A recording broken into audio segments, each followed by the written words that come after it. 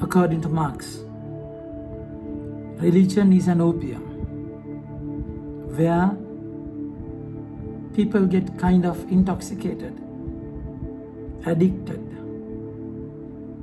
and also in a way which brings you to a different level of ecstasy. It should not be so. Religion should challenge you. It should not necessarily please you or give you a thrill or kick or fun. Rather, it should challenge you. The world is tested, tempted in a very, very strange way. The devil is using the very word in such a way where it pleases man, pleases people. Even preaching is pleasing people. That's why St. Paul is challenging. For the time is coming when people will no longer endure sound doctrine, but following their passions, they will surround themselves with teachers to please their tithing ears. My dear friends, so it's a challenging time where St. Paul is urging us to preach the word in season and out of season, reproving, rebuking, and advising, always with patience, providing instruction. And Paul did that in his lifetime, gave his whole life to the Lord. As for me, I'm already poured out as a libation, and the moment of my departure has come. I have fought the good fight. I have finished the race. I have kept the faith.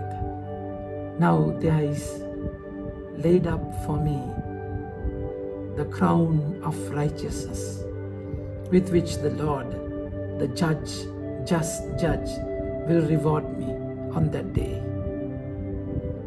And not only me, but all those who have longed for his glorious coming. See the kind of life Paul was explaining.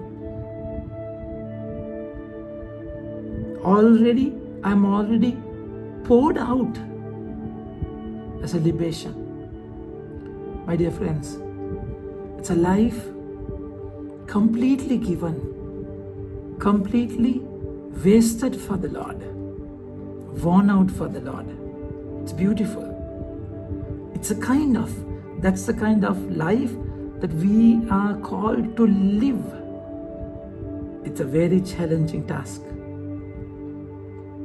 But then we find the poor widow in the gospel. She gave everything to the Lord.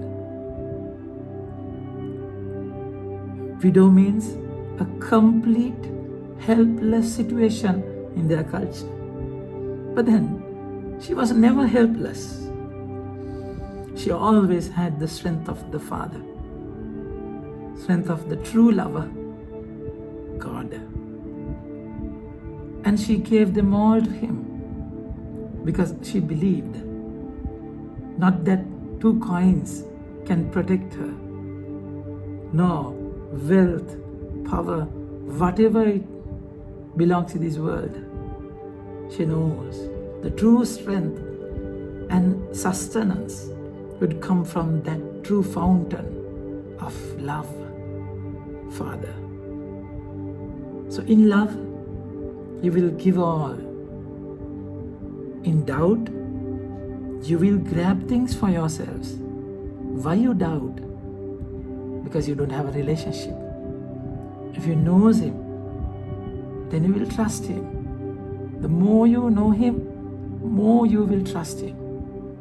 That's why we need to go into this deep relationship with the anointing of the Holy Spirit, where you give everything to Him without grumbling and murmuring, without keeping anything to yourself. Give in totality, in completion to the Father. And Jesus taught us the way to give. Give them all. Ultimately, He gave His life without sparing anything. And in return, the whole world was saved. That's the very reason that you should give your life to Him without any doubt, suspicion, without any second thought.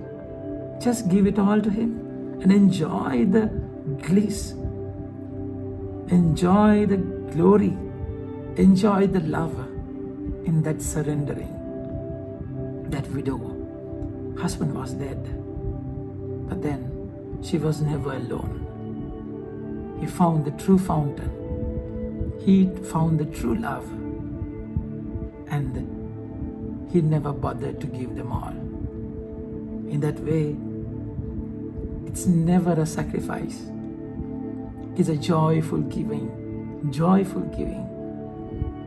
Once you know the relationship, once you have the connection, you will always joyfully give.